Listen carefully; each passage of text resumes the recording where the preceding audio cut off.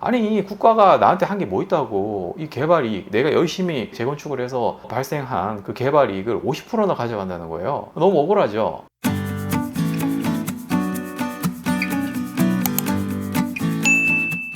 안녕하세요, 김민중 변호사입니다. 최근에 재건축과 재개발에 대해서 관심이 있으신 분들이 많으신데요. 그런데 정작 재개발이 뭔지 재건축이 뭔지 구분을 잘 못하시는 분들이 많아요. 재건축과 재개발은 그 절차와 의미가 다릅니다. 이걸 잘못 이해하고 계시면 예상치 못한 큰 피해를 입으실 수가 있어요. 그래서 이번 시간에는 재건축과 재개발의 다른 점 6가지를 정리하였습니다. 중요한 내용이니까 꼭 끝까지 시청을 해주세요.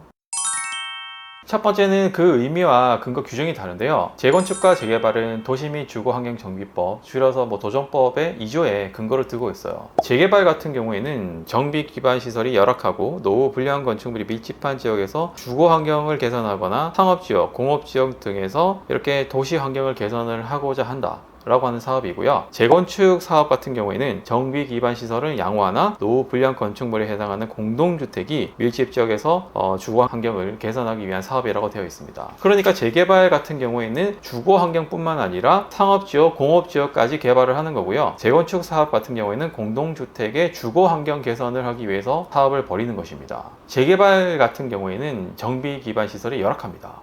도로가 매우 좁다든지 아니면 옆집이 바로 붙어 있다든지 옆집 막 기침 소리가 들린다든지 아니면 너무 이렇게 일조권과 조망권이 확보되지 않는 곳이라든지 매연이 너무 심하다든지 이런 정비 기반 시설이 열악한 지역이 이제 재개발 지역이 되는 것이고요. 재건축 지역 같은 경우에는 정비 기반 시설이 양호합니다. 도로도 넓고 학교나 공원 등이 이렇게 잘 형성이 되어 있고 단순히 그냥 공동주택만 노후했을 뿐인 거예요. 그래서 이 차이점이 있는 것입니다. 재개발 같은 경우에는 이렇게 주변 시설이라든지 도로 같은 것들도 다 개발을 하기 때문에 공익적인 목적이 강한 사업입니다. 이에 반해서 재건축 같은 경우에는 이렇게 공동주택만 부시고 다시 짓는 이런 걸로 흘러가기 때문에 민간 사업적인 성격이 강해요. 이런 차이점이 있습니다. 두 번째로는 안전진단에 관한 부분인데요. 도정법 12조에 나와 있습니다. 재건축 같은 경우에는 안전진단을 받아야 합니다. 국토교통부 장관이 정해놓은 그 고시 기준에 따라서 안전진단을 받아야 하고요. 재개발 같은 경우에는 안전진단을 받을 필요가 없어요.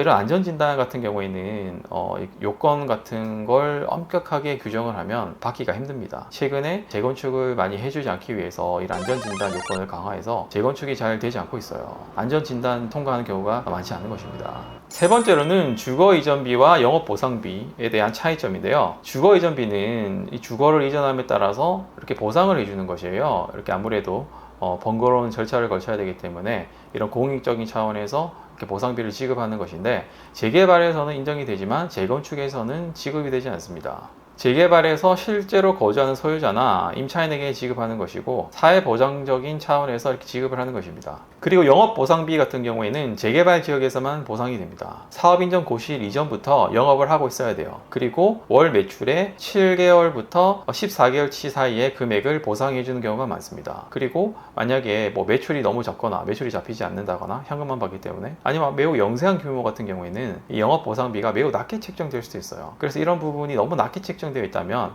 우리가 충분한 그 입증 자료를 내서 영업 보상비를 많이 받는 그 청구를 하셔야 됩니다. 영업 보상을 받으시려면 그 물적, 인적 시설을 갖추고 있어야 됩니다. 이주비 같은 경우에는 재건축과 재개발 모두 받을 수 있어요. 이주비는 이렇게 이주함에 따라서 번거로워질 수 있는 것에 대해서 이렇게 돈이 필요하기 때문에 어딘가 살아야 될 거잖아요. 공사 기간 동안. 그거에 대한 그 이주비가 나오는데요.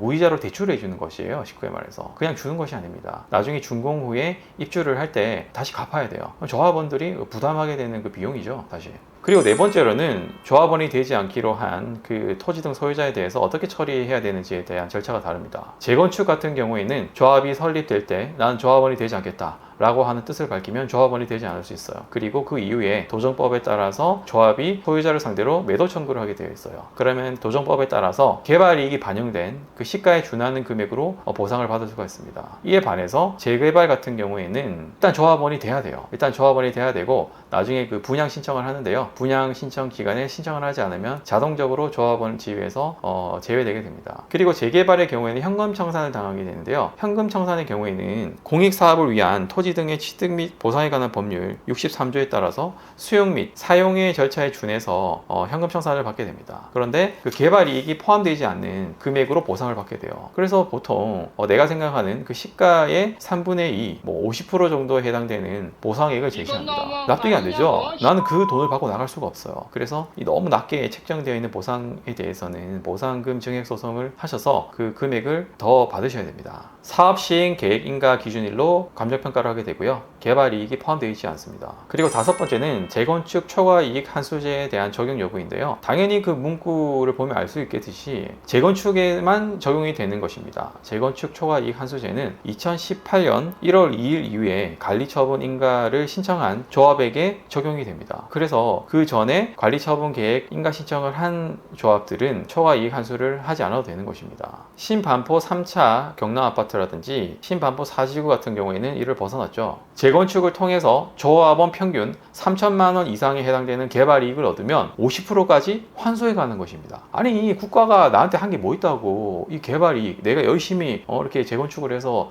발생한 그 개발 이익을 50%나 가져간다는 거예요. 너무 억울하죠. 그래서 이렇게 헌법소원을 제기합니다. 헌법소원을 제기하는데 2019년 12월 말에 합헌이라고 결정이 돼요. 제 개인적으로는 조금 너무한 게 아닌가 싶습니다.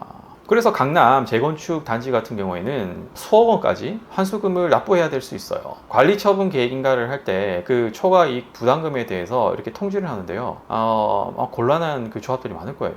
그리고 여섯 번째는 입주권을 받을 수 있는 요건에 대해서 다릅니다. 재건축 같은 경우에는 토지와 건물을 동시에 소유를 하고 있어야 돼요. 그래야지 입주권이 나옵니다. 그러나 재개발 같은 경우에는 토지나 건물을 소유하고 있으면 둘 중 하나만 소유하고 있더라도 입주권이 나옵니다. 그리고 지상권을 가지고 있는 사람도 입주권이 나옵니다. 그리고 무허가 건축물, 왠지 안 나올 것 같잖아요. 입주권 나옵니다. 무허가 건축물 대장에 등록이 되어 있거나 인공위성 등으로 이렇게 오래전부터 이렇게 건축이 되어 온 건축물이라는 것이 입증이 되면 입주권이 나옵니다. 이렇게 이번 시간에는 재건축과 재개발의 차이점에 대해서 살펴봤는데요. 재건축과 재개발의 그 절차에 대해서 상세히 알고 있지 못하면 내가 예상치 못하게 피해를 입을 수가 있어요. 그리고 내가 주장할 수 있는 권리가 있음에도 불구하고 제척기간이 도과됐다고 해서 주장을 못할 수가 있습니다. 다음 시간에는 이렇게 재개발, 재건축의 그 절차에 대해서 한번 자세히 살펴볼 예정입니다. 도움이 되셨다면 구독과 좋아요, 알림 설정 부탁드립니다. 끝까지 시청해주셔서 감사합니다.